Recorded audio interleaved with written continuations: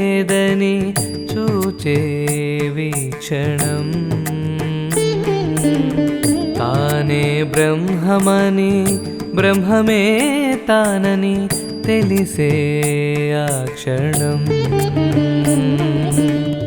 అణువునణువునా వాడే నిండెరా జ్ఞానం జ్ఞేయం అంతా తానురా సత్యం తెలిపిన నాదమే వేదం సత్యం తెలిసిన జీవుడే బ్రహ్మం సత్యం తెలిపిన నాదమే వేదం సత్యం తెలిసిన జీవుడే బ్రహ్మం ఆర్ష సూఫీ వేదాంత సారం ఆర్ష సూఫీ వేదాంత సారం విన్నా కన్నా కరమునందున మలకం బ్రహ్మైక్యం ప్రజ్ఞానం బ్రహ్మా ప్రజ్ఞానం బ్రహ్మా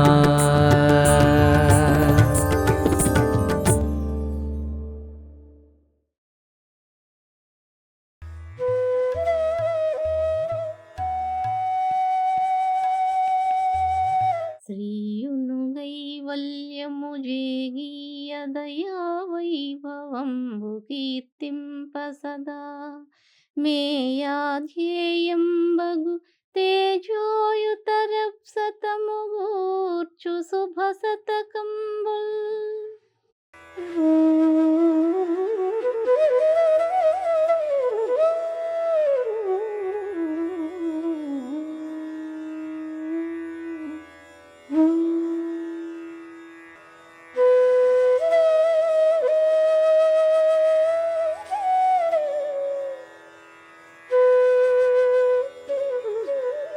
ఓం శ్రీ సద్గురుభ్యో నమః. అందరికీ నమస్కారం. మనం లోకంలో గమనించినట్లయితే నేటి కాలంలో అన్ని వ్యాపారాల కన్నా ఒక గొప్ప వ్యాపారంగా తయారైన విషయం ఏది అంటే అది ఆధ్యాత్మికత పేరున చేసేటటువంటి దౌర్జన్యమే. ఎంతోమంది గురువుల రూపంలో, బాబాల రూపంలో, సన్యాసుల రూపంలో, యోగుల రూపంలో అనేక వేషాలు ధరించి లోకాన్ని మభ్యపెడుతూ ఉన్నారు. ఏవో 4-5 మాటలు వల్లించి చెబుతూ జనులందరినీ మోసగిస్తూ ఉన్న ఆ కుహనా స్వామీజీలకు దూరంగా ఉండి నిజమైన తత్వాన్ని తెలుసుకోవడం కోసం నేటి సమాజం ప్రయత్నించాలి. అందువల్ల ఏ మార్గంలో అయితే మన ఆత్మ నిజమైన సద్గురువును నిర్ధారణ చేసి చెప్తుందో ఆ మార్గంలో మాత్రమే ప్రయాణించాలి. కాబట్టి ఈ విషయాన్ని విశదీకరిస్తూ వేషధారులైన కపట సన్యాసుల్ని నిరసిస్తూ మహాకవి డాక్టర్ ఉమరాలి షా సద్గురు వర్యులు వారి సూఫీ వేదాంత దర్శనం అనే గ్రంథంలో రాగం అనే శీర్షికలో ఒకానొక పద్యం ద్వారా ఇలా తెలియచేస్తున్నారు. కాషాయాంబరధారి వైతివి మహాకళ్యాణ రాగాంచితాద్వేషం వైన వివేకమున్నదను సందేశంబు చాటింతువా యోషారత్నము పానపాత్రనిడు పీయూషంబు నాశించి గీర్భాషా పాదరజంబు మృక్కెదవు నీ స్వర్గంబు నిక్కంబుకో. కాషాయ వస్త్రాలు ధరించావు, దానితో ఎంతో గొప్ప వైరాగ్యం పొందావు అనే సందేశాన్ని నువ్వు ప్రకటిస్తున్నావు. ఏ అందమైన స్త్రీయో పానపాత్రలో పోసి ఇచ్చే అమృతాన్ని ఆశించి సంస్కృత భాషలో ఏవో కొన్ని మాటలు నేర్చుకుని అవే వల్లిస్తున్నావు కదా, నీ స్వర్గం నిజమైనదేనా అని దీని భావము. ఈ పద్యాన్ని మరింత వివరించుకుందాం. కాషాయాంబరధారి వైతివి అన్నప్పుడు కాషాయ వస్త్రాలు ధరించావు. ఇంతకుముందు చెప్పుకున్నట్లుగా లోకంలో అందరూ తనని పూజించాలని, జనులందరూ తనని గౌరవించాలని, సామాన్య ప్రజల నుండి అత్యంత ఉన్నత స్థాయి అధికారుల వరకు అందరూ ప్రపంచమంతా తన కాళ్ల వద్ద ఉండాలని ఆలోచించుకుని ఎంతోమంది ఏమీ తెలియని అజ్ఞానులు, ఆధ్యాత్మిక విషయాలు గ్రహించని మూర్ఖులు కపట వేషాలు ధరించి వారు గురుస్వరూపంగా మారి వారు ఒక పీఠాన్నో, మఠాన్నో, సంస్థానాన్నో, ఆస్థానాన్నో ఏర్పరిచి తాము అందులో ఒక గొప్ప పూజనీయమైన స్థానంలో ఉండాలని ప్రయత్నం చేస్తూ ఉన్నారు. దానికోసం ఏం చేస్తున్నారు? కాషాయ వస్త్రాలు ధరిస్తున్నారు. కాషాయ వస్త్రాలు అంటే సన్యాసానికి ప్రతీకగా వైరాగ్యానికి ప్రతీకగా లోకంలో ఉంది కాబట్టి నిజమైన సన్యాసం, నిజమైన వైరాగ్యం వారికి లేకపోయినప్పటికీ కూడా వేషంగా మాత్రం ఆ కాషాయ వస్త్రాల్ని వారు ధరిస్తున్నారు. అలా ధరించి మహాకళ్యాణ రాగాంచిత ద్వేషంబైన వివేకమున్నదని సందేశంబు చాటింతువు అంటున్నారు. మహాకళ్యాణము అంటే ఎంతో గొప్ప స్థితి అన్నమాట. ఎంతో గొప్ప మంగళకరమైన శక్తి. అది ఏది అన్నప్పుడు రాగాంచిత ద్వేషము అంటున్నారు. రాగము అంటే కోరిక, ఆసక్తి. ఏదైనా ఒక విషయాన్ని చూసినప్పుడు మనం దాని యందు ఆసక్తి చూపుతూ ఉంటాం. ఉదాహరణకు మన కంటితో ఏదైనా ఒక కొత్త ఫోన్ చూసాము అంటే అది కొనుక్కోవాలి అనే కోరిక మన మనసులో ఏర్పడుతుంది. ఫోన్ అనే కాదు, మరే వస్తువైనా సరే మనం చూసినప్పుడు దానిని పొందాలని కోరుకుంటూ ఉంటాం. ఇలా మనం చూసిన విషయాలు, మనం పొందుతున్న విషయాలు, అనుభూతి చెందుతున్న విషయాలతోనూ మన మనసులో ఆలోచనల రూపంలో, ఊహల రూపంలో ఏర్పడుతున్న విషయాలతోనూ మనం బంధం ఏర్పరచుకుని వాటి పట్ల ఆసక్తిని పెంచుకుని వాటిని పొందాలని ప్రయత్నిస్తూ ఉంటాం. ఈ ఆసక్తి, ఈ కోరిక, ఈ కామమే రాగము అని చెప్పబడుతుంది. ఆ రాగం అనేది వారికి లేదని, వారు వైరాగ్య స్వరూపులని చెప్పుకోవడం కోసం ఈ కపట వేషధారులు కాషాయ వస్త్రాలను ధరిస్తున్నారు అన్నమాట. అంచితము అంటే ఎంతో గొప్పది అని అర్థం. ఎంతో గొప్పదైన వైరాగ్యం తమకు ఉందని నిరూపించుకోవడం కోసం ప్రయత్నిస్తున్నారు. కానీ నిజమైన వైరాగ్యం వారిలో లేదు. జనులందరూ వచ్చి తమను గౌరవించాలి, పూజించాలి, ఆదరించాలి అనే భావంతో ధన సంపదలు కూడబెట్టుకుని నిరంతరం రాజభోగాలు అనుభవించవచ్చు అనే ఉద్దేశంతో మాత్రమే ఆ కాషాయ వస్త్రాలు వారు ధరిస్తున్నారు. అందువల్ల అటువంటి వారిని ప్రశ్నిస్తున్నారు. వివేకమున్నదని సందేశంబు చాటింతువా అని. అలా గొప్ప వైరాగ్యం ఉన్నవాడిగా నిన్ను నీవు ప్రకటించుకోవాలని చూస్తున్నావా అంటున్నారు. కాబట్టి ఈ కుహనా గురువులు అలా తమను తాము ప్రకటించుకుంటున్నారు. అలా ప్రకటించుకుని లోకమంతా వారి పాదాక్రాంతం కావాలని కోరుకుంటున్నారు. అలా కోరుకునే వ్యక్తిలో ఇక ఆధ్యాత్మిక జ్ఞానం ఏముంటుంది చెప్పండి? ఆధ్యాత్మిక తత్వం ఏమాత్రమైనా ఆ వ్యక్తికి అవగాహన అయ్యిందా అని మనం ప్రశ్నించుకోవాలి. కానీ ఆ వ్యక్తి మాత్రం నిరంతరం ఒక కామాసక్తితో ఉండడం వల్ల ఆ విధమైన ప్రయత్నం చేస్తూ ఉన్నాడు. ఆ విధంగా అందరినీ మోసగిస్తూ ఉన్నాడు. యోషారత్నము పానపాత్ర నిడు పీయూషంబు నాశించి అంటున్నారు. యోషారత్నము అంటే ఏ అందమైన స్త్రీయో వచ్చి పానపాత్రలో అంటే ఒక చషకంలో, ఒక గ్లాసులో ఇచ్చేటటువంటి అమృతాన్ని ఆశిస్తున్నావు. ఆశించి నువ్వు ఈ పనులన్నీ చేస్తూ ఉన్నావు అని చెబుతున్నారు. లోకంలో కొంతమందిని గమనిస్తే పైకి మాత్రం సన్యాసరూపిగా కాషాయ వస్త్రాలు ధరించి ఉన్నప్పటికీ తెర వెనుక చేసే పనులు ఎంతో నీచంగా ఉంటాయి. పైకి మాత్రం ఎంతో వైరాగ్య స్వరూపిగా ఉంటూ వెనుక మాత్రం ఎంతో కామాసక్తితో, భోగ లాలసతో, ఇంద్రియ వ్యామోహంతో, స్త్రీ అయినట్లయితే పురుషులతో, పురుషుడైనట్లయితే స్త్రీలతో కామాసక్తి రూపంలో, మోహం రూపంలో ఆ భ్రాంతికి చిక్కుకుని ఎన్నో రకాలైన శృంగార భోగాలు అనుభవిస్తూ ఉంటారు. అలాగే మద్యం లాంటి వ్యసనాలకి దాసులైపోయి ఎన్నో చెడు లక్షణాలు కలిగి ఉండి ఎన్నో చెడు అలవాట్ల పాలవుతారు. ఆ విధంగా ఉండేటటువంటి వారు ఎంతోమంది ఉన్నారు.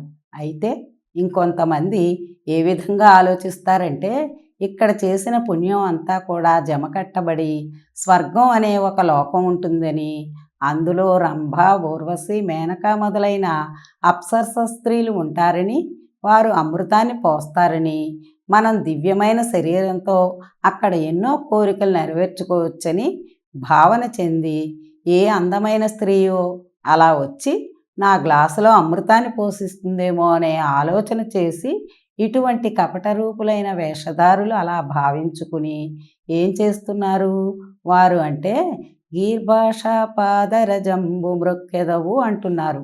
సంస్కృత భాషలో ఏవో కొన్ని మాటలు నేర్చుకుని అవే వల్లించి చెప్తూ ఉంటారు. లోకంలో ఒక ప్రతీతి ఉన్నది. అది ఏంటంటే దేవతలు మాట్లాడుకునే భాష సంస్కృత భాష అని, సంస్కృత భాష నేర్చుకున్న వారు స్వర్గానికి వెళ్తారని, సంస్కృత భాషలో ఉన్న శాస్త్రాలను అభ్యసించిన వారు స్వర్గానికి వెళ్ళి అక్కడ ఉన్న భోగభాగ్యాలను అనుభవిస్తారని చెబుతూ ఉంటారు. అందువల్ల వీరంతా ఏం చేస్తున్నారు? ఆ మాటలు నమ్మి కపట వేషధారులై ఆ విధంగా ఏవో కొన్ని మాటల్ని, సంస్కృతంలో ఉన్న కొన్ని వాక్యాల్ని బట్టి పట్టి వాటిని వల్లించి అందరి ముందు చెబుతూ తాము గొప్ప సంస్కృత పండితులుగా, తమకు సంస్కృత భాష మొత్తం వచ్చినట్లుగా, తాము అన్ని శాస్త్రాలను పఠించినట్లుగా, అన్ని శాస్త్రీయ విషయాలు వారికి తెలిసినట్లుగా చెప్పుకుని వారు తప్పకుండా స్వర్గాన్ని పొందుతాము అనే ఆలోచనలో ఉంటూ జనులందరినీ కూడా అలా నమ్మిస్తూ ఉంటారు. అలా వారు గొప్ప స్వామీజీలుగా ఒక గొప్ప పూజనీయమైన స్థితిలో ఉండే విధంగా నిరూపించుకుంటూ అందరి మధ్యన ఒక గొప్ప పేరును సంపాదించుకుని అందరినీ కూడా తమ వైపు నడిపించుకోవాలి అనే ధోరణిలో వారు ఆలోచిస్తూ ఉంటారు.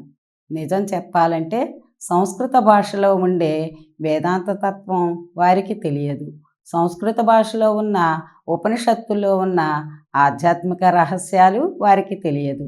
పురాణ గాథల్లో ఉన్న దివ్యమైన తాత్విక సందేశం వారు అవగాహన చేసుకోలేరు. భారత, భాగవత, రామాయణాది గ్రంథాల్లో ఉన్న జీవనతత్వంలో ఉన్న మూల్యాల్ని వారు అర్థం చేసుకోలేరు. అలాగే వేదాల్లో ఉన్న దివ్యమైన ఈశ్వర జ్ఞాన సందేశాన్ని వారు పొందలేరు. అవన్నీ పొందకుండా కేవలం ఏవో 4-5 మాటలు నేర్చుకుని వల్లించి తమను తాము గొప్పవారిగా చిత్రించుకుంటున్నారు. అటువంటి వారిని నీ స్వర్గంబు నిక్కంబపో అంటూ నీ యొక్క స్వర్గం నిజమైనదేనా అని ప్రశ్నిస్తున్నారు మహాకవి. నువ్వు స్వర్గం గురించి ఇంతలా ఆలోచిస్తున్నావు, స్వర్గంలో ఈ విధంగా ఉంటుంది, ఆ విధంగా ఉంటుందని భ్రమ చెందుతూ ఉన్నావు, ఎన్నో రకాలుగా వర్ణించుకుంటున్నావు. ఇదంతా జడతత్వమే కదా. స్వర్గం వాస్తవంగా ఆ విధంగా లేదు. నిజమైన స్వర్గం ఏది? ఆత్మ యొక్క మూలస్థానమైన, జన్మస్థానమైన, విరాట్ రూపమైన మహాతేజస్సే నిజమైన స్వర్గం. అదే దివి. ఆ నిజమైన స్వర్గాన్ని తెలుసుకోకుండా భ్రాంతితో ఆలోచిస్తున్నావే. అసలు నువ్వు కోరుకుంటున్న స్వర్గం ఉందా అని ప్రశ్నిస్తున్నారు. దేనికోసమైతే ఇన్ని వేషాలు వేస్తున్నాడో ఆ పదార్థమే లభించకపోతే ఇక అటువంటి వారి జీవితం మొత్తం కూడా ఒక బూటకమే కదా. అందువల్ల ఈ పద్యం ద్వారా ఏం తెలుసుకోవచ్చు అంటే, కాషాయ వస్త్రాలు ధరించి ఎంతో గొప్ప వైరాగ్యం ఉందని ప్రకటించుకునేవారు ఏవో 4-5 సంస్కృత వాక్యాలు వల్లించుకుని వాటిని సమాజంలో చెప్తూ స్వర్గలోకాన్ని తాము పొందుతాము అనే భ్రమలో ఉన్న కపట వేషధారుల్ని చూసినప్పుడు వారి నుండి దూరంగా ఉండి నిజమైన ఆధ్యాత్మిక జ్ఞానాన్ని పొంది తరించడం కోసం ప్రయత్నించాలి. నిజమైన వైరాగ్యం మన మనస్సులో ఏర్పరచుకుని దివ్యమైన ఆధ్యాత్మిక తత్వాన్ని తెలుసుకుని ఆత్మీయమైన మహాతేజస్సును దర్శించి ఈశ్వర పరిణామాన్ని పొంది తరించడానికి ప్రయత్నించాలి. దానికోసం మనమంతా సాధన చేద్దాం. అందరికీ నమస్కారం. ఓం శ్రీ సద్గురుభ్యో.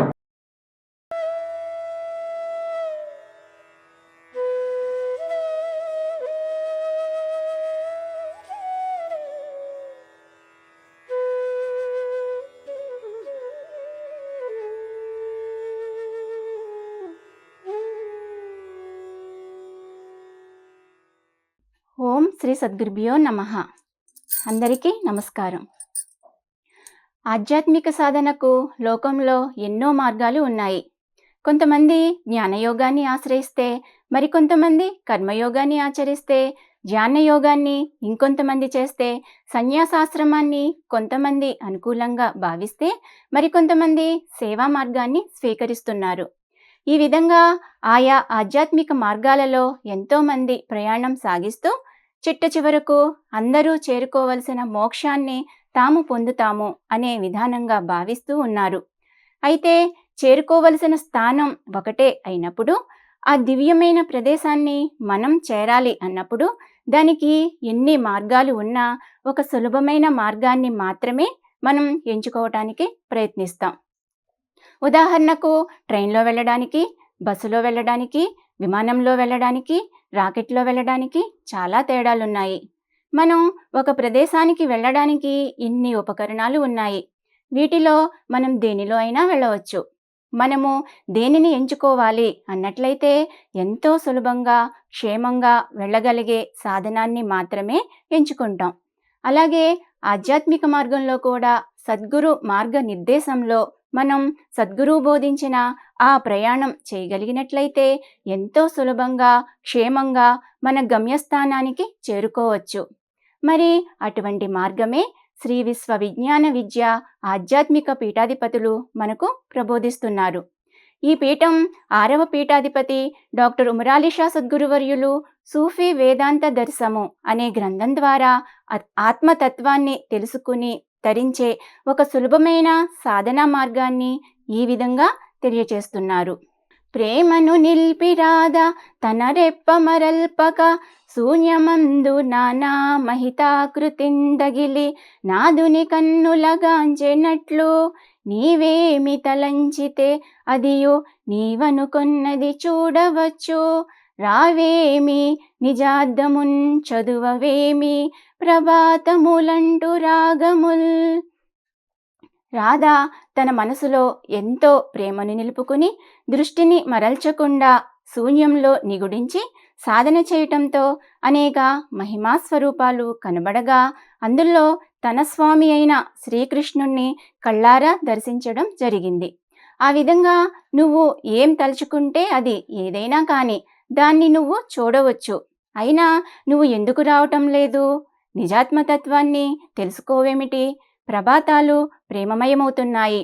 అంతటా ప్రేమతత్వాన్ని దర్శించమని దీని భావము. ఈ పద్యాన్ని మరింత వివరించుకుందాం. రాధాకృష్ణుల యొక్క ప్రేమతత్వం మనందరికీ తెలుసు.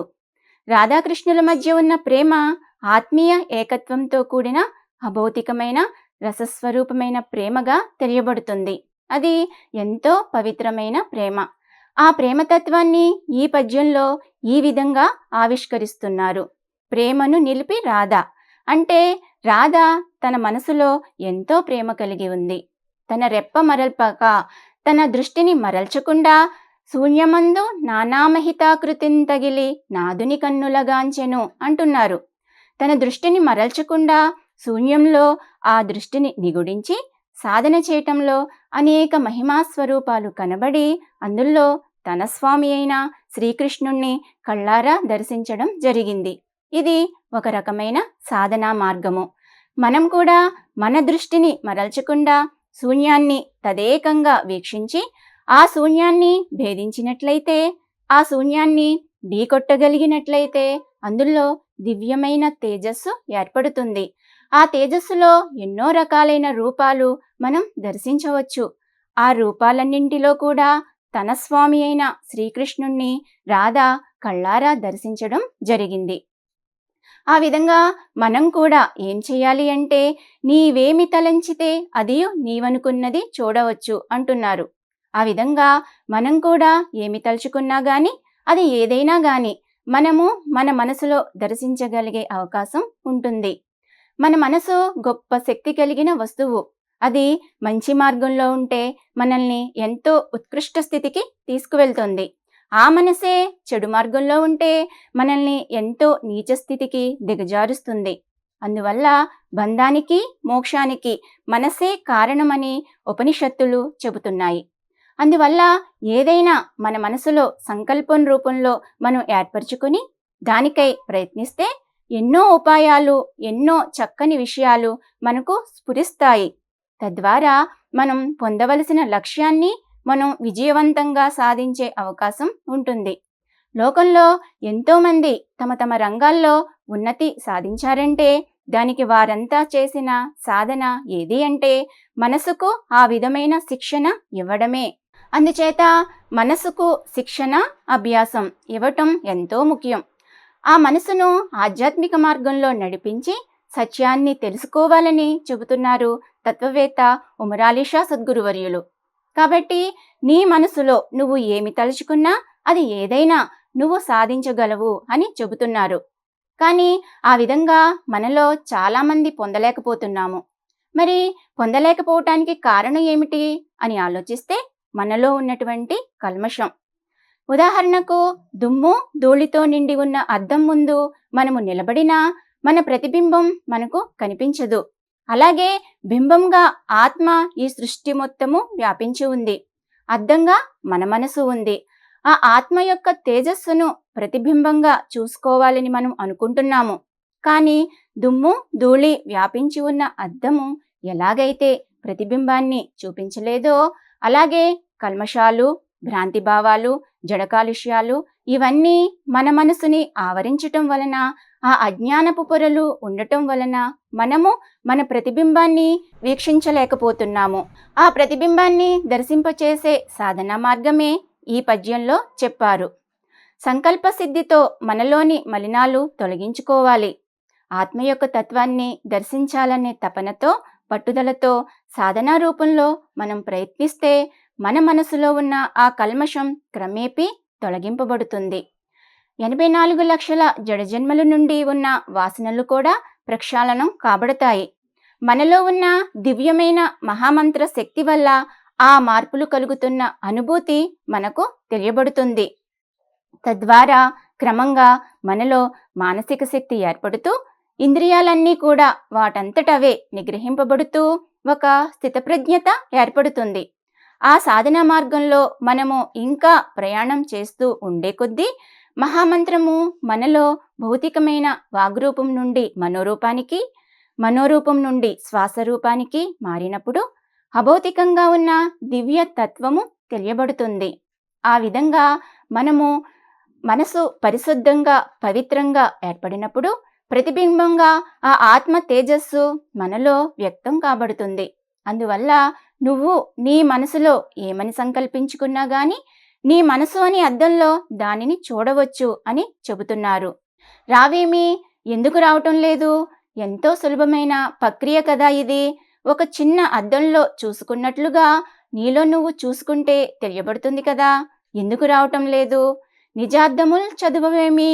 నీ ఆత్మతత్వాన్ని తెలుసుకోవేమిటి? తెలుసుకునే మార్గము ఇంత సులభంగా, ఇంత సరళంగా ప్రబోధిస్తూ ఉన్నప్పటికీ కూడా గ్రహించటం లేదు. ఎందుకు? ప్రభాతములంటూ రాగముల్, ప్రభాతములు ప్రేమమయమవుతున్నాయి. ప్రభాత కాలంలో ఉన్నటువంటి ఆ సూర్యుని యొక్క అరుణోదయ కిరణ కాంతులు ఏవైతే ఉన్నాయో ఆ కాంతులలో ప్రేమ నిండి ఉంది. ఆ ప్రేమని రాధ దర్శించింది. అటువంటి ప్రేమను మనము దర్శించడానికి ఆ ప్రభాత కాలాలలో ఉన్నటువంటి తేజస్సును మనం దర్శిస్తూ దానిని సాధన చేసి మనలోని అంతర్గతంగా ఉన్న ఆ ప్రేమ స్వరూపమైన రహస్యాన్ని మనము తెలుసుకోవటానికి ప్రయత్నం చేయాలి.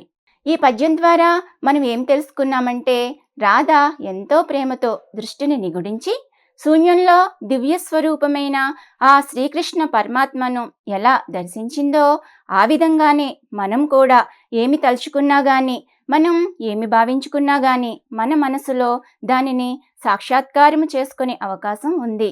అందువలన ఆ విధమైన సాధనా మార్గంలో మన యొక్క ఆత్మతత్వాన్ని గ్రహించి ఈశ్వర పరిణామాన్ని పొందే విధంగా ప్రయత్నం చేయాల్సిన అవసరం ఉంది. అప్పుడే మన జన్మకు సార్థకత కలుగుతుంది. దానికోసం మనమంతా ప్రయత్నిద్దాం. అందరికీ నమస్కారం. ఓం శ్రీ సద్గురుభ్యో నమః. ఈనాటి ఈ సదస్సును శ్రీ విశ్వ విజ్ఞాన విద్య ఆధ్యాత్మిక పీఠ చతుర్థ పీఠాధిపతి శ్రీ కహెన్షావలి సద్గురువర్యుల వారి దివ్య ఆశీస్సులతో నిర్వహించుకున్నాము. వారికి ఇవే మా నమస్సుమాంజలులు.